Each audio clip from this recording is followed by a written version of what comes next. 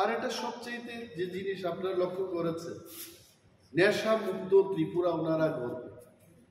কি হচ্ছে নেশা মুক্ত?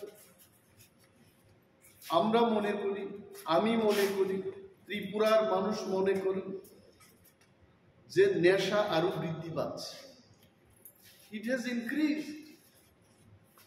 প্রতিটি এলাকায় ড্রাগস,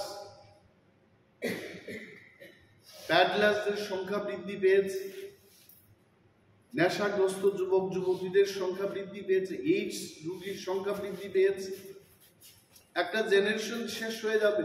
সরকার মন্ত্রী মহোদয়গণ শুধু বক্তব্য করে বলছেন যে আমরা নেশা মুক্ত ত্রিপুরা গড়ব। হাউ?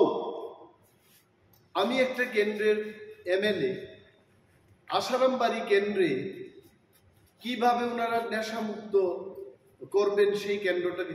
ওনাদের মাস্টার প্ল্যানটা কি? 7টা বিধানসভা কেন্দ্রের মধ্যে যারা জনপ্রতিনিধিরা রয়েছে, এদের কোনো ভূমিকা ছাড়াই ত্রিপুরার যে নেশামুক্ত ত্রিপুরা গড়বে। আমি গভর্নমেন্টকে বলবো, যদি সত্যিই তারা নেশামুক্ত ত্রিপুরা গড়তে চায়, they must have proper committee। যে যে এলাকার বিধায়ক জনপ্রতিনিধিরা আছেন তাদের নিয়ে কি ডান কি বাম, from all sections across all party lines, তাদেরকে নিয়ে একটা কমিটি করে প্রতিটি বিধানসভা কেন্দ্রের মধ্যে একটা করে যেন ড্রাগস রিহ্যাবিলিটেশন সেন্টার হয়। এটা আমি আজকে সরকারের কাছে দাবি জানাচ্ছি। এটা করা উচিত। You don't have any drugs rehabilitation centre. বলছে শুধু মুখে, আপনি বলুন কোথায় ড্রাগস রিহ্যাবিলিটেশন সেন্টার করেছে,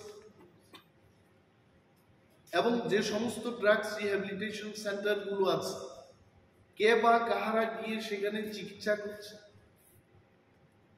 কি ওষুধ দেওয়া হচ্ছে সেখানে, তার কোনো কোয়ালিটি চেকিং এর কোনো ব্যবস্থা নেই। আমি অনেকগুলো ড্রাগস রিহ্যাবিলিটেশন সেন্টারে গিয়ে, প্রাইভেট, গভর্নমেন্ট এইডেড তো খুব কম, নাথিং, কোনো ব্যবস্থা নেই। ব্যবস্থা ছাড়াই বলছে যে নেশামুক্ত ত্রিপুরা আমরা গড়ব। And government must take strong step immediately, না হয় ত্রিপুরায় একটা জেনারেশন শেষ হওয়ার পথে এটা এগিয়ে চলেছে। নেশা ত্রিপুরাতে অনেক ছড়ে গেছে, কিন্তু প্রতিটি থানাতে দেখা যাচ্ছে বিভিন্ন সময় নেশা তারা ধরছে, কিন্তু মেইন মাস্টারমাইন্ডদের ধরতে পারছে না, বা কীভাবে আসছে সেই দিকটা তারা দেখছি না। তো আপনি বিরোধী দল হিসেবে এটা কিভাবে দেখছেন? আমি হিন্দি সিনেমার কায়দায় দেখছি।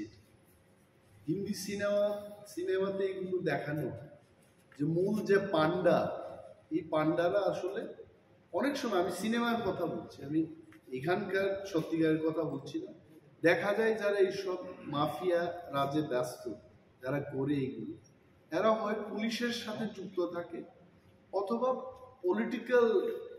স্ট্রং পলিটিক্যাল পার্টির দ্বারা সমর্থিত লোকেরা। এটা আই এম শিওর গণ আন্দোলন যখন জোরদার হবে, এই পান্ডাদের ধরতে তেমন কোনো অসুবিধা হবে না। People already no why those people are roaming scot free। আমি আবার মুখ্যমন্ত্রীর নজরে আনব যে উনি তো অনেকেই গ্রেপ্তার করছে, এবং আরো এই পান্ডাদের নিশ্চয়ই গ্রেপ্তার করে। আরে গঙ্গাকে দোষ দিয়ে কোনো লাভ নেই, গঙ্গোত্রীতে গিয়ে এটা শোধন করতে হবে, ওইখান থেকেই ওই মূল জায়গায় ধরতে হবে। দেখুন মাননীয় মুখ্যমন্ত্রীর কাছে এইগুলো ইনফরমেশন আছে, আমার মতো লিডারের কাছে ইনফরমেশন আছে, ওনার কাছে থাকবে না? ওনার কাছে আছে। And now it is only him to take action. একটা উচ্চারণ করে ওরা ধরতে হবে, জয় বজরঙ্গ বলি, ব্যাস, he can finish in no time. Okay,